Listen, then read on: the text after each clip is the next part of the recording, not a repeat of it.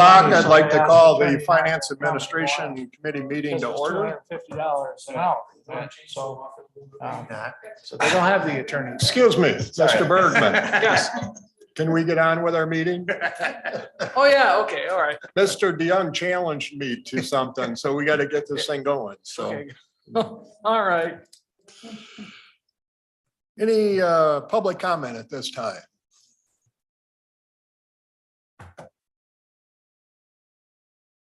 Seeing none. Consent items need a motion for approval of the agenda and approval of our last minutes. So moved.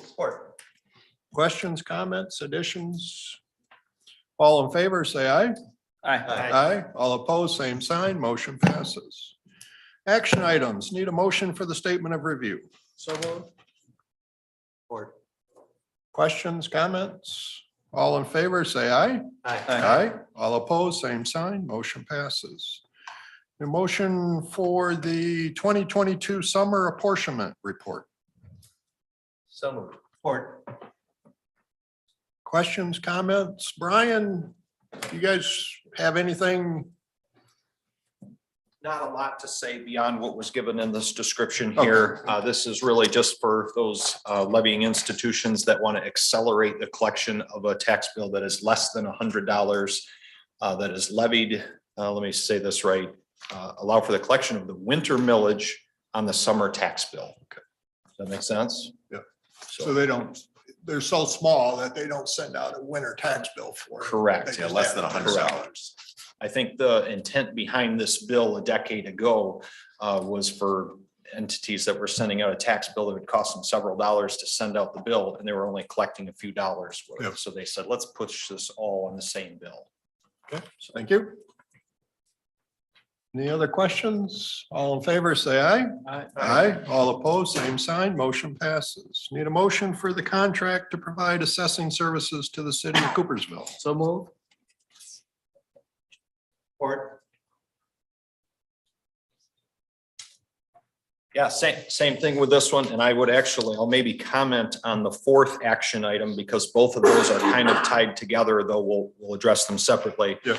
The city of Coopersville approached us when their assessor announced his retirement and requested that we provide assessing services for them. So we provided them an estimate.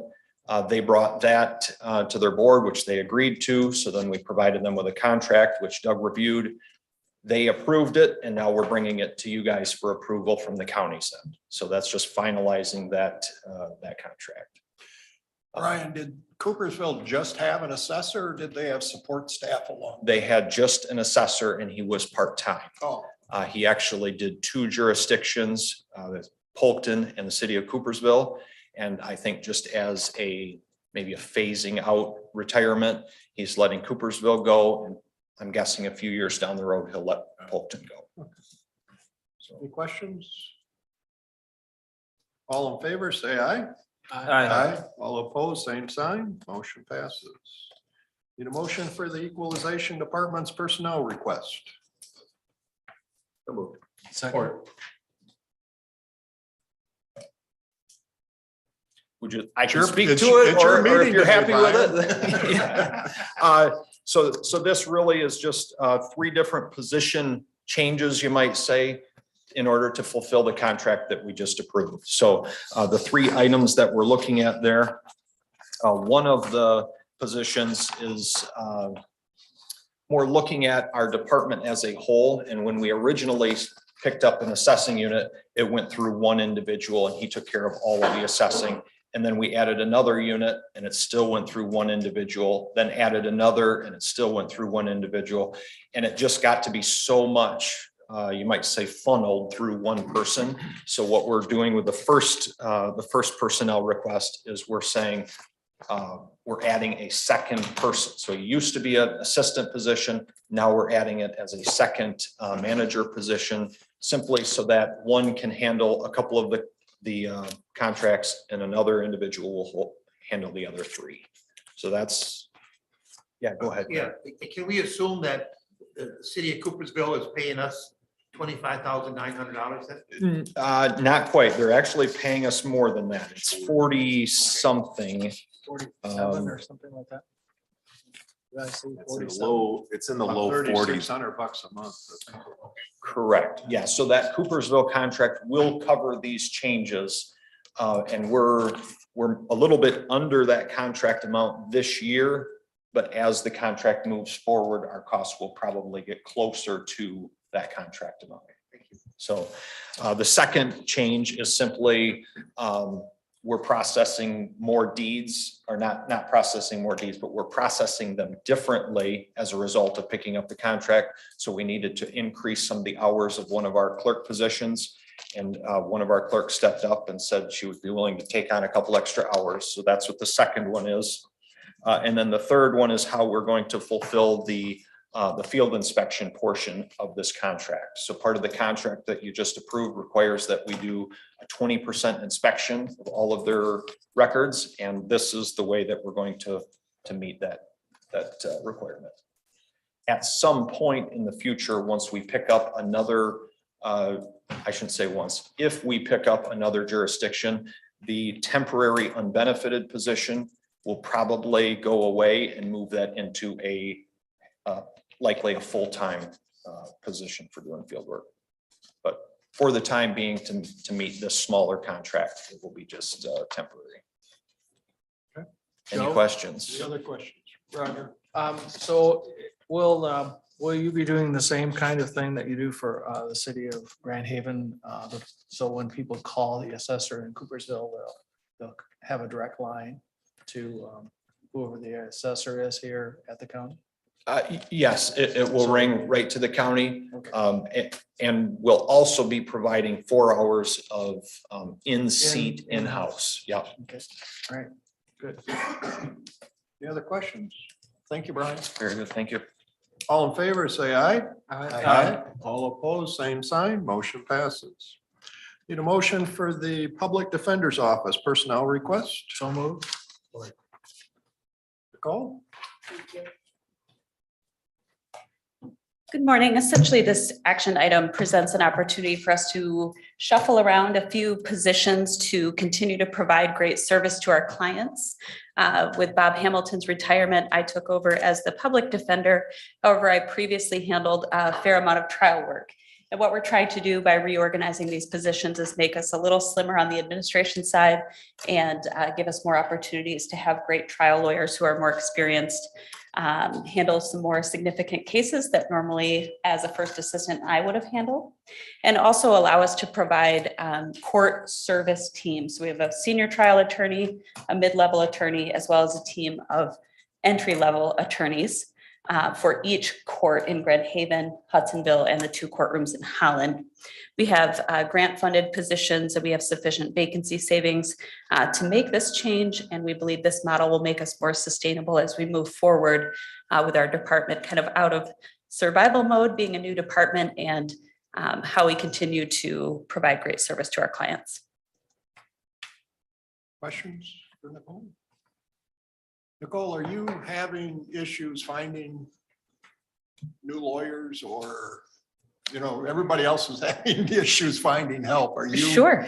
seeing that as well, or? So we've definitely seen the market change. For instance, when we were first hiring for APD1s, that's our entry level trial level attorneys, we got 95 applications for one position.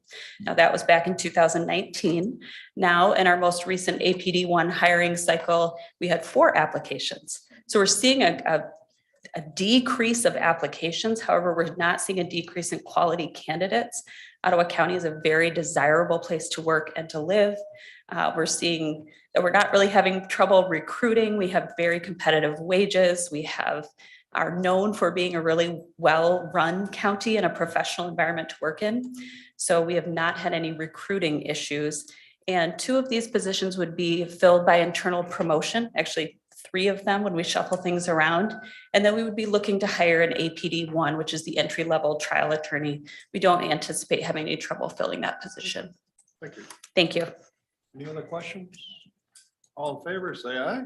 Aye. All opposed, same sign. Motion passes. Thank you. Nicole. The motion for the community mental health personnel request. So moved. Support.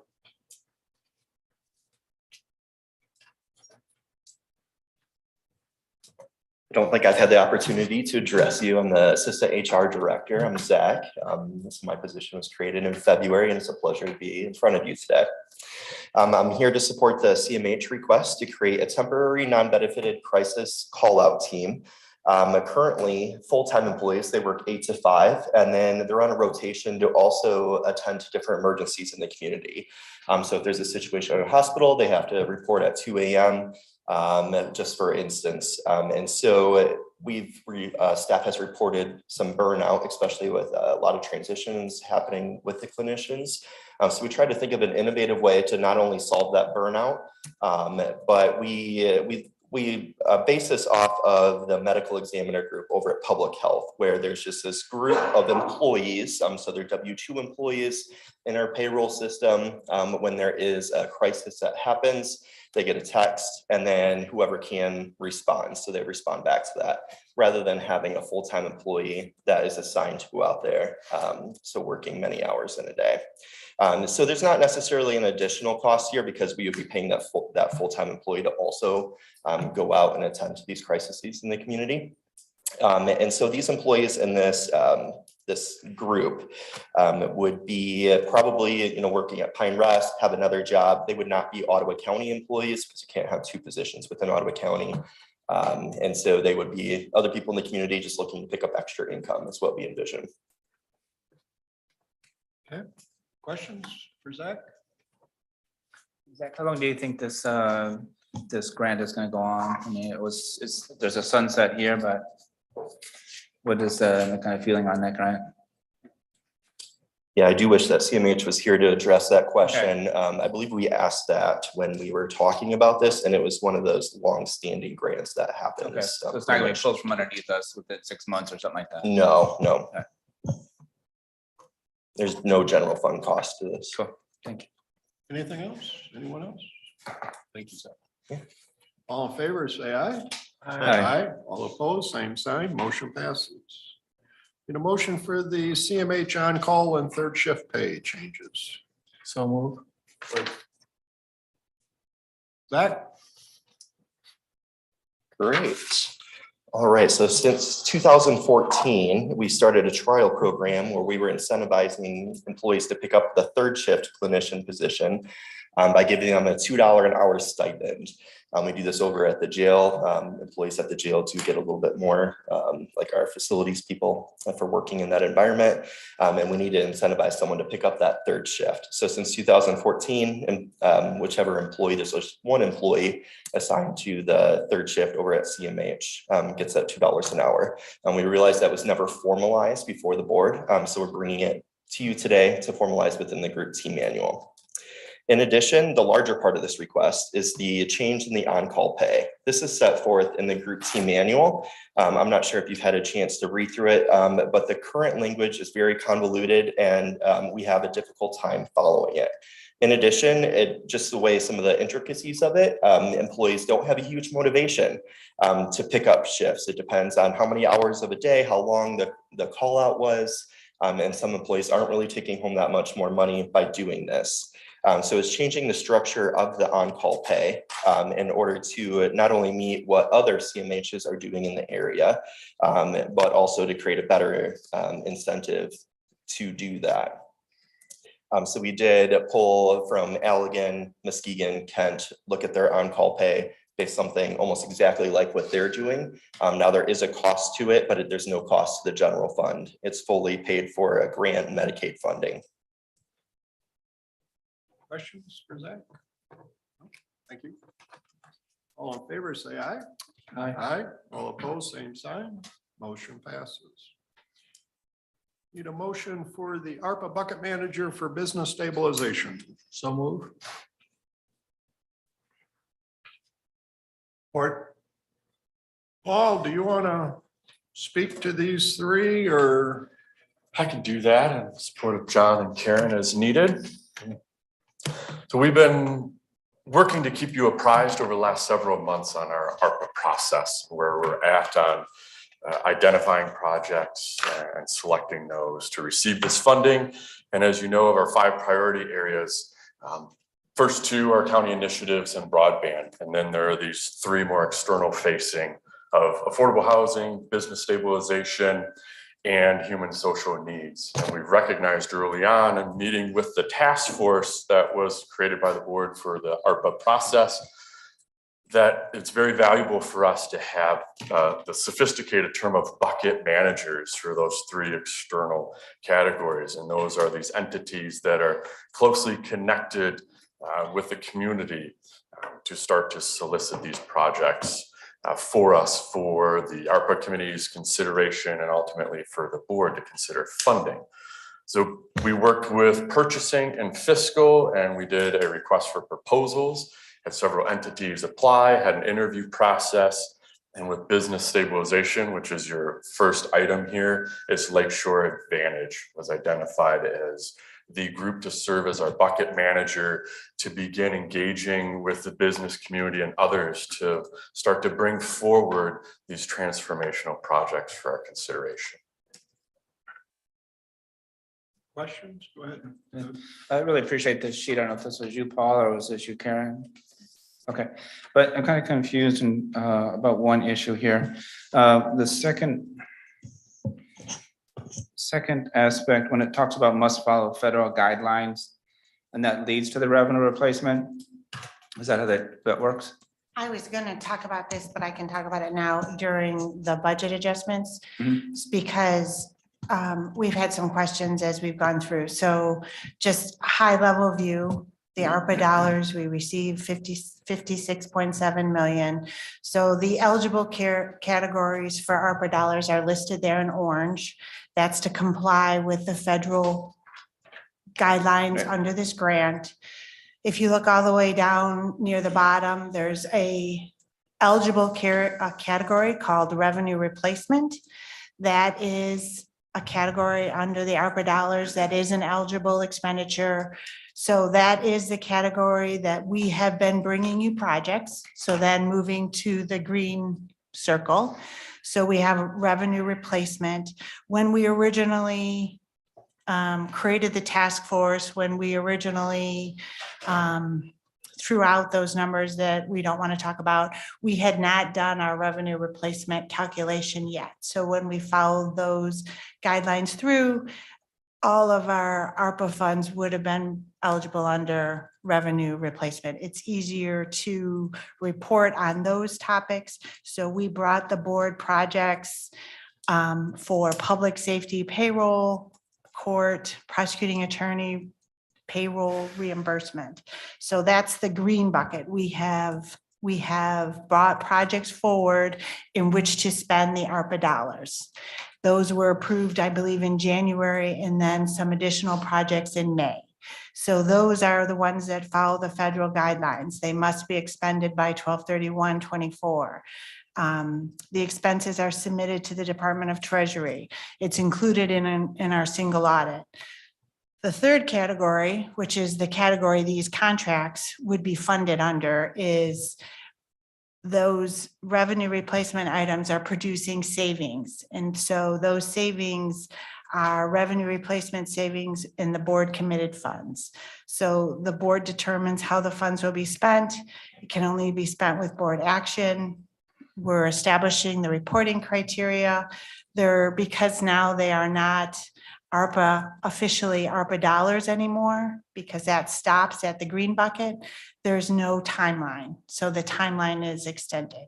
So that is the, just trying to explain how we are tracking these ARPA dollars. Okay. So just to follow up on that, so as you're aware, we're taking the 57 million in ARPA funds and converting that, if you will, to our lost revenue savings, and we're putting that money aside, and we'll use that money, since it's now county money, for any bucket projects that are authorized, that the county's authorized to spend that money on. And so these bucket contracts, all three of them, would be paid out of those lost revenue savings. And then any projects that are identified and approved by the Board of Commissioners will also then be paid out of these lost revenue savings as well. So basically the blue on the Correct. chart. Right. So I guess my question here is with the, what is it, the fourth whereas. 1, 2, 3, 4. When it talks about the county has identified 4 general categories of projects. In reviewing projects that are suitable and legally supportable for expenditure. Wonder if you could unpack that a little bit. Maybe, John, I can take a stab at that, if you will. Okay. Because these are general fund dollars now, we have to spend them. And we're a limited government in the sense that we can only do those things that the legislature has given us the authority to do. So I've prepared kind of a detailed list of things in each bucket that the managers should be looking to because we can be involved in those areas. And I must say that after 40 years of service as a county lawyer, I'm still learning new things that counties can be involved in. I don't know, I think it maybe have been the social human services bucket manager. They were talking about potentially, this is just an idea, it doesn't necessarily mean they're going in this direction, but doing kind of like a Kalamazoo Promise thing where they might take young college age students and help them with a local university to do training in areas that our business, Herman Miller or any other our businesses say we really need more qualified applicants in this area. We might be able to use these funds to match training of young people with what the business community really needs. And at first I thought, whoa, counties aren't generally involved in education. But I found a statute that says a county can create an adult education program. Now, we'll have to, if we go in that direction, we will have to get approval from the State Department of Education. Let me clarify, when you say go in that direction, what do you mean by go in that direction? Well, if the bucket manager recommends as part of the allocated amount, targeted amount that we've set there, that would be a great program. Mhm. The Board of Commissioners should do it. I will then have to take that statute and implement it for the board. So like there's a Department of Education must approve that kind of program. If the Board of Commissioners decides that that's a great idea for an expenditure of these funds, we want to do that tuition supplement program for that part of our community, we will actually have to get the Department of Education to say, okay, that's a good adult education program under that statute. Okay, so a couple of questions real quick. I appreciate what you're saying. This list that you talked about, is this attached to the contract at all so that bucket managers know? I'm trying to give them guidance. Okay. So But it's not attached to the contract per se, No, because that is worrisome that we're gonna sign a contract without the full parameters of the projects that can be presented to us, right? I mean, I understand that you said that you're kind of amplifying your, ideas of what we can do with these, I would just call it the blue money. well, if you But- look. But I mean, for me, it'd be good to have that as part of the contract itself. So we're not signing a contract with the bucket managers without kind of a complete, horizon of what we can be soliciting, what projects they can be offering. The problem with that, Commissioner, is you can go back to my little corner and you will see the Michigan compiled laws. They cover my wall.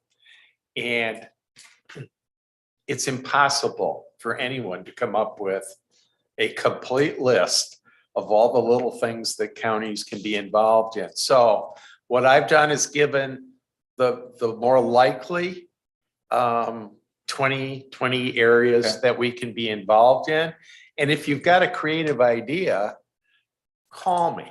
Okay, And then as I did with education, I didn't know a county after 40 years could be involved in adult ed. but that list of 20 things is not gonna be part of the contract either, right? No, I'm not asking for a law library of stuff to be attached to a contract, but I'm just So- like general parameters. I mean, and I'm not trying to, I appreciate what you're saying, but if we go back to, I guess, the green bucket, when it says must follow federal guidelines. There's a 50-page PDF from US Treasury that says specifically what we can and cannot do, right? As they send us the money, we went through 3 or 4 iterations of the final, pre-final rule and final rule, and now we have a final rule from Treasury. This is what you can do. This is what you can't do. That doesn't All apply county to boards us. know that ahead of time. With this contract, you say there's a list of folks, a list of things that we can do. For me, the contract's not complete, right? Because how do we know what we're getting ourselves into? So, here's what I think you should, first of all, I just want to make sure, but you understand what I'm saying, right? It's not like. well, the federal guidelines are irrelevant. Right, no, I understand that now, but I mean, the benefit of those federal guidelines is that they were very complete and very rigorous. And now we're going to the blue bucket, which to me seems like we have something called suitable and legally supported. As opposed, we had a 50-page PDF and now we have 4 words, right? So. I will be helping the bucket managers as they flush out projects in detail. So and these are only advisory groups, right? All 3 of them are just, they're not making the final decision. Commissioners will be making that. So when we get to the point where specific projects are being advanced, at that point, I will have a recommendation to you, but we won't get to that point unless I've said, there is a statute, here's the statute that goes with this proposed project. Okay. And so you can rely not on the bucket manager, because they're not lawyers, but you can rely on me for that overlay in the process. What I found is, I was drafting these contracts, and I want you to understand this, that I thought maybe the most important thing that will also accompany a bucket manager's recommendation is a complete disclosure of any potential conflicts. Let's face it, if the board is going to get criticized after the fact for some of its awards, a likely complaint might be the brother-in-law of someone on one of these bucket managers is getting all this money. And so I thought it'd be critical, not that it's outcome determinative, but that all conflicts be explained in Lakeshore Advantage. This is a member of ours that, we're recommending for this project. Just want you to know that didn't influence our decision, but they happen to be a Lakeshore, a member. So I want that information to come to the board along with the recommendation and a legal attestation from me, your counselor, that this project, if you approve it, will be eligible for general fund expenditure. So let's flip that a second. What if there's a project that the bucket managers put forward, right? And one of their projects, and you go through your library and say that this is not a project that we could spend money on. Will we also see those projects with the legal attestation? Well, you won't. I mean, I don't know. Okay, so but that's what's bothersome to me is that we're paying over $200,000 for these bucket managers to bring us projects. And I very much in favor of this process. I also want the best projects that they can offer brought to us. So if they offer a project and you say, well, I've consulted my library, this is, in my opinion, not something that you could consider. I think it's still, for the money that we're spending, worthwhile to see that project with the attestation, with the opinion saying, this isn't something that, in my opinion, is not something you could spend money on. If we can't legally spend the money on it, we can't spend the money. Well, at the end of the day, this is a legal opinion, and I just want to point that out. I mean, there is no, law. I mean, we're creating this blue bucket right here But that didn't exist before in the history of county governance, right? fair enough. It's possible that I could be wrong. Okay, I'm not trying to pick a fight here, Doug. I'm just trying to say that, Any lawyer. we're paying money to get ideas, and I would like to see these ideas. And if you have an Right. opinion that says this is probably not a good idea, that's fair enough. No, just correction. I'm not looking to have Doug say this is a good idea or a bad idea. he's the first filter that will say it is legal to spend county money on this project or it is not. Right, but To Doug me, has he's just a himself legal- that these are He's a legal legal opinions. filter, not a, this is a good project or a bad. No, when I project. say good, I say legally good. And when you say legally supportable, you say, in my opinion, this is not a legally supportable project, but here's the project and here's why it's not legally supportable. That's totally fair. But what I don't want to see us spending $200,000 of resident money and not offering resident the absolute best projects we can offer them, right? Hey, Doug, can I answer that question Okay. a minute? Right. So my profession is both a science and an art. Okay, and.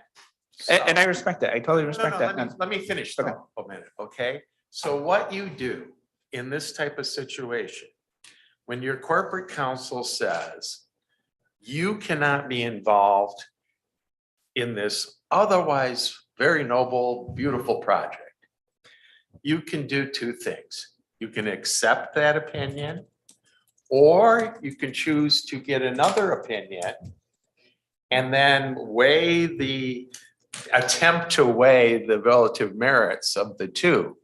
What you can't do is just ignore my advice without finding someone else that would disagree. Now, we've all been conditioned in our society to think, well, one lawyer thinks this, or one lawyer thinks that. Actually, there's more science to this, okay? And no, I'm serious. There really I mean, is. we have a rule ruling coming out in 2 weeks that will Yes. probably refute that whole thing, but Mr. Chairman, point of order, we're going round and round on this. I'd like to call the question. All in favor, say aye. Aye. All opposed, same sign. no. Motion passes. Need a motion for the ARPA bucket manager for affordable housing. So moved. Questions, comments, pretty much the same. All in favor, say aye. All opposed, same sign. No. Motion passes. Need a motion for the bucket manager for social human services. So move. Support.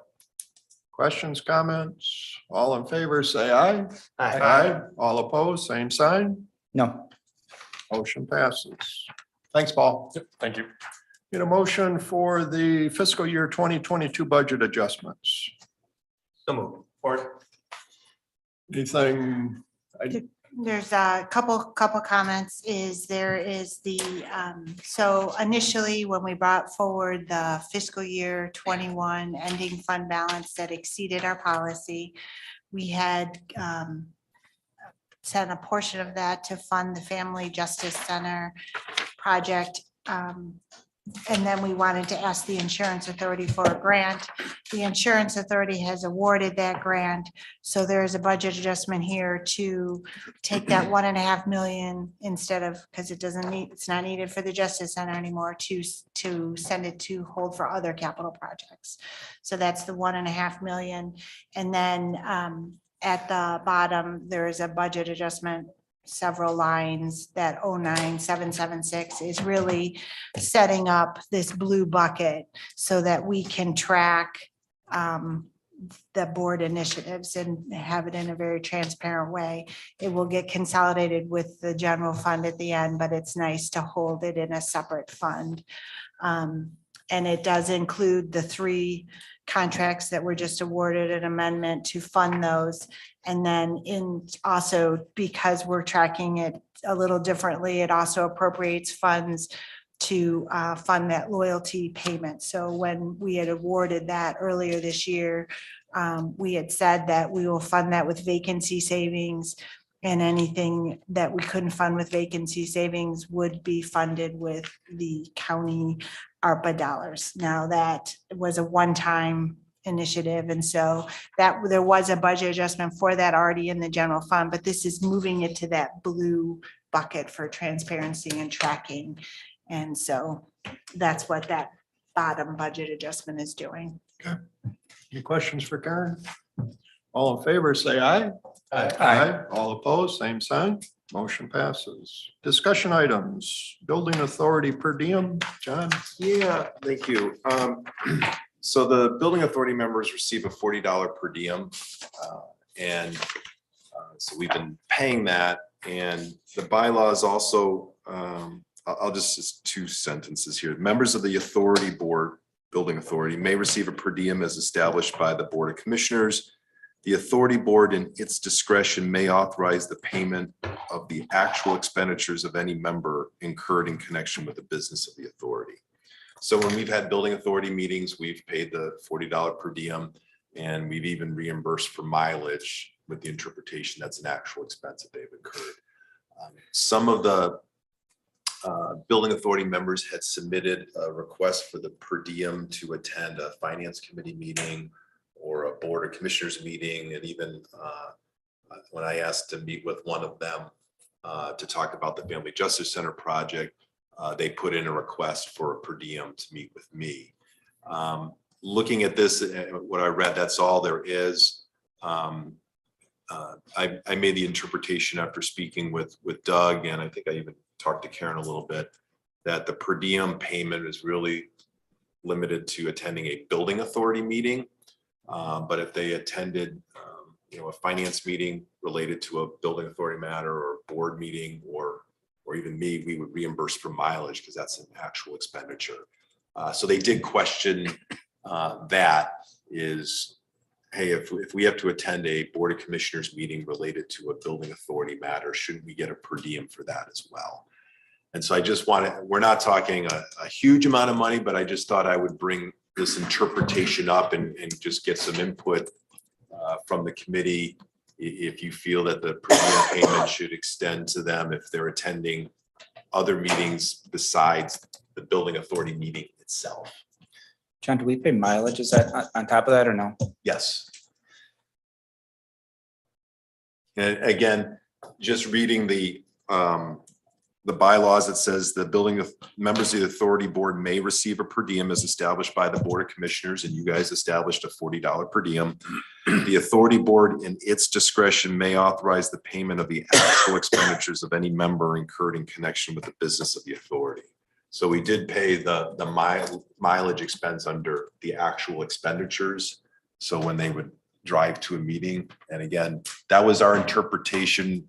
Again, we're not talking really a great amount of money, but just it's one of those things as we have authority meetings going forward especially for the duration of the Family Justice Center project, wanted to maybe get some feedback from you as to, hey, did you feel our interpretation was reasonable or not? You know, what's really interesting is I served on the tax allocation board back 20 years ago, more than 20 years ago. And the per diem was $40 then and mileage. And it hasn't changed at all since then. Well, many of our boards don't have any per diem. It's actually Yes, very I few realize boards actually there's get only a it. few. Yeah. Tax So- allocation board was one of those Yep. boards that did have a tax or an allocation. Yeah. But it's just surprising that it's never gone up. It's $40. John, is there any notes from when we built the Justice Center in Grand Haven as to what we did then? To be honest with you, I have not looked at that. I can see if there might be something related to that that would help. Again, I don't know what happened back then. If it shows they received a per diem for attending a building authority meeting, that's what we're doing here. Right. I don't know if any of them attended a board meeting or a finance meeting. Yeah. I guess I don't have a problem with paying the mileage if, they come to a finance meeting or a board meeting or groundbreaking, that type of thing. Which is Per what we diem. did. We interpreted that as an actual expenditure, so we reimbursed for that. We denied the request to pay the $40 per diem for attending the finance committee meeting and the board of commissioners meeting. And so there were questions about that interpretation. And so again, we're not talking a huge sum of money, but just being stewards of taxpayer money, just wanted to get a sense from you if our interpretation is reasonable or not. Yeah, that's the only board or commission that we do that on, right? I mean, back in the planning commission days, we used to have mileage, but obviously it doesn't exist anymore. And so is that the only board that we pay either per diem or mileage on? Insurance authority has a per diem, building authority has a per diem. Which one was that, Rachel? The plat board does now because Other the than that, state, I'm not aware. State- For the minority of the boards that we do have, of all the boards we have, it's just a handful that has a per diem. Is there any specific reason why those boards and not other boards or other boards no? And I mean, some of them are allocated by this or required by the state. That's my understanding of the plat board. Is that right, Doug? I think that happened Off the top a of my year head, I ago. don't know, but you're right. There are a few yeah. state statutes. that Yeah, I say- think the tax allocation board was also one of those boards that was required by the state of Michigan to pay. Karen, do you know if those other ones are? I don't know if they're required. Okay, I just know there's very few that we actually pay. Greg? Yeah, I think we need to be real cautious of this because there are so many other committees that float around here. Right. Like I'm thinking, our Parks Committee, we have two different groups of people show up for Parks Committee. I don't believe, best to my knowledge, that any of them get anything for showing up, not that I'm aware, or mileage. We all look through life with different colored glasses, and I want to respect all those who serve on the committees and take nothing away from them, but we got to make sure what we do here. But, once the horse is out of the barn, everybody's going to be coming knocking on the door and saying, I've been serving with passion and stuff for free. Now I want a per diem and I want mileage. So I want to caution you on that. So again, we've been paying the per diem for the building authority meeting itself. Yep. And we've been, reimbursing for mileage based on the language in the bylaws. But we denied the request for a per diem to attend, say like this, if one of the building authority meeting members came to this meeting today on a family justice center issue. Our interpretation is we would deny the per diem, we would cover the mileage. And again, they questioned that, and I just want to get some sense. I don't want to cause a big row over a relatively small thing, but just wanted to get your. yeah, I mean, interpretation. I agree with Greg. I mean, I think that, we need to be fair and, if the state says we need to pay X, then we need to pay X, but paying more than we need to when there's plenty of other boards and commissions with, folks who may drive from, corners of the county, doesn't strike me as fair for them. I mean, and if they want to attend the finance meeting via Zoom, I mean, we have that capability, right? So why should we, be spending money there when other board and commission members don't receive anything, right? So is that fair to say then, the way we interpret it? I would agree with that Fine for with sure. that? I would agree with that for sure. Yeah, I think what you've done so far is good. Okay, so we'll only pay per diem for the building authority meeting itself, and if they have other, business, we can reimburse for mileage, but we won't do a per diem. Okay, thank you. I just wanted that Okay. feedback. Treasurer's report, Amanda?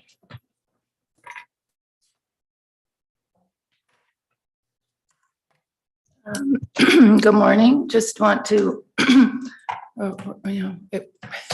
remind you that inflation right now is at 8%, 8.6%. The Fed raised its rates 75 basis points last week, which was a little higher than anticipated, kind of set the market in a little bit of a whirlwind. As you all know, gas prices are about $5 per gallon right now, highest ever.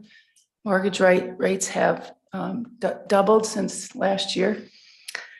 And this morning I read an article in the Wall Street Journal that the economists are predicting a 44% likelihood of a recession in the next year. So just wanted to review with you some of the numbers on the portfolio. So if you remember, we have about $130 million in our current portfolio. About 40% of that is in longer term investments. The rest of it is in shorter term investments, that CDs that come due right about the time we have payroll and any bills due. So that's staggered over 2-month increment or two week increments. So they come due right before payroll. The rest of the portfolio, just to give you an idea of what the market's done in the last week. Last September, I bought an agency investment that had a 1.01 yield to maturity. Last week, I bought three, one treasury note and two agencies, all for $1 million at 3.43% yield to maturity, 3.386%, 3.489%. So it's a great time for our portfolio. The economy is not doing that great, but just want to share with you that for the past few years, I've kept the portfolio, the longer term portfolio, very short because of the interest rates.